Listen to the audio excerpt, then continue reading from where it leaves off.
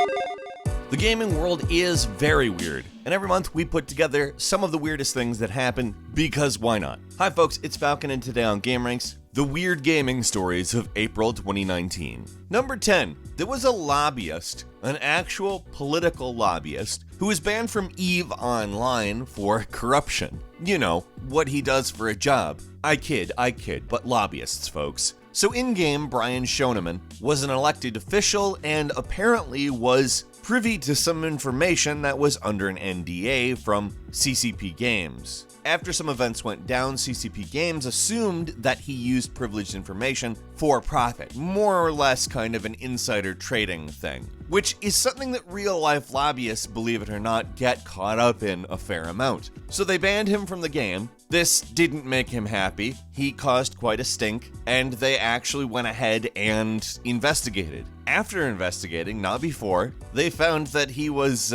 not doing what they said he was doing. That he was actually clean, and they unbanned him and published an apology to him. Like, there's a case that his job is political corruption, and in this game, totally clean. Number 9, the Sakura Meme. You cheated not only the game, but you cheated yourself. Like, I'm gonna go ahead and say this. The situation that caused this meme, I don't care about. Sakura is friggin' phenomenal. It's an irrelevant argument to me, and I would hope that it is to this story. This meme. A PC Gamer editor admitted to using cheats to beat the game and was like, I don't really care, I still had a fun time, and people blew up at him. This was the best response.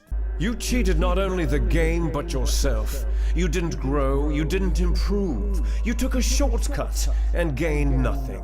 And you know, if this wasn't a thing about you just having fun with a video game, I'd probably say, yeah, kinda true, actually. But in truth, we are kinda just talking about having fun with a single-player video game. It affects no one else's experience. By the way, just an awesome single-player video game. There's no way around it. It's fantastic.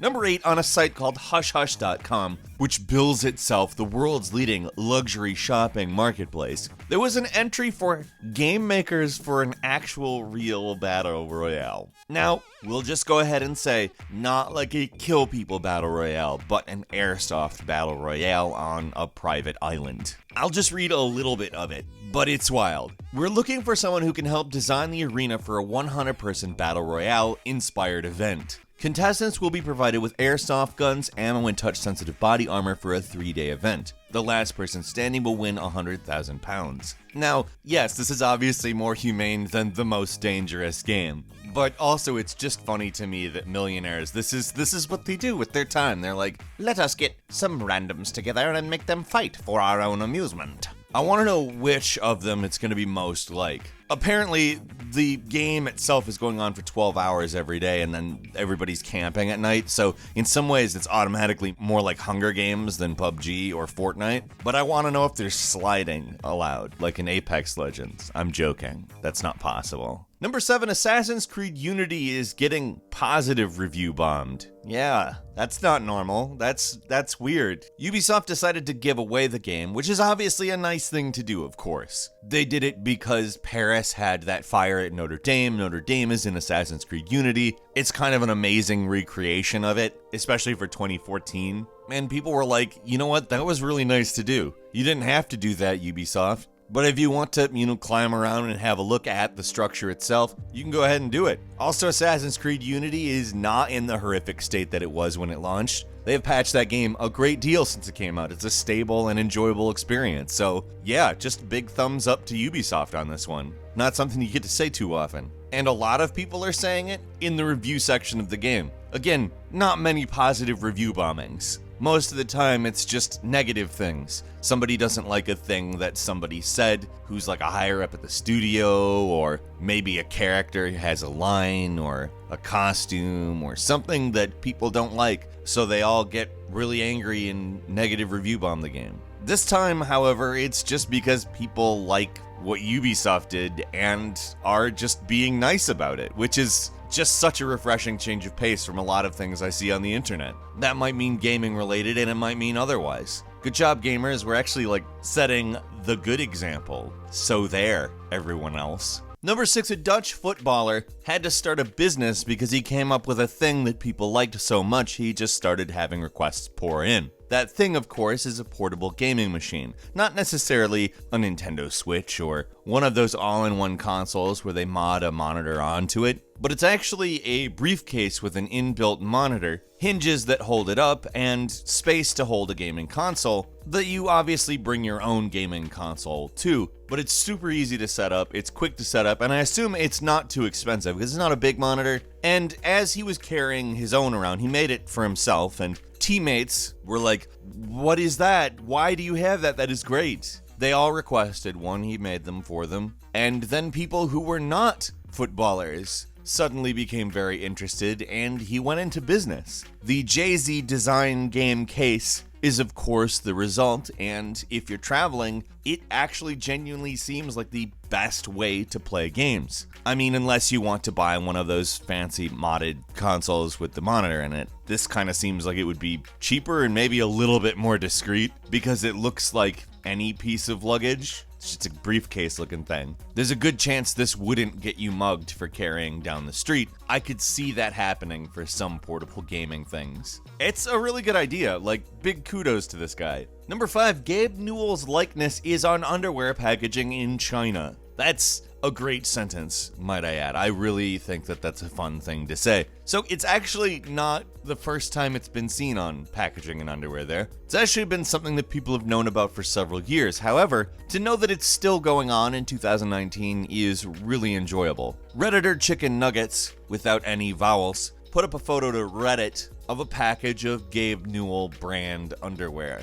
That's obviously not the brand, but I'm going to call it Gabe Newell brand underwear because it's called Long Dian, or abbreviated Long D, which I'm not going to touch. I'd much rather call Gabe Newell brand underwear, thank you. Apparently these underwear have been on sale since 2015, and people in China actually know who Gabe Newell is. So it's not like people see this underwear and think, oh, well, there's just a guy. No, Steam is pretty big in China. It pretty much confuses everyone, and yet no one does anything about it. And I hope that it stays that way. It would be nice if maybe they paid Gabe Newell for all of the underwear sales he's, probably caused. Somebody walking past the underwear aisle going, what?